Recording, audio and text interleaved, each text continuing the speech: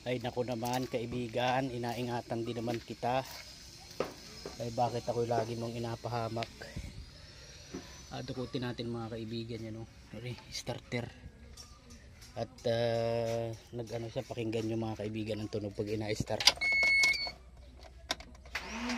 Ayan. Pakinggan nyo. Yun, nakagarkar yung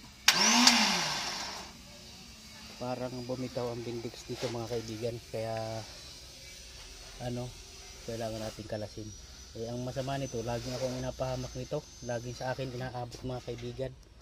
Iniingatan din naman natin, wala akong magawa sa iyo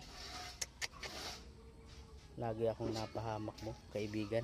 Sige, ating kakalasin na ng madaming kompromiso.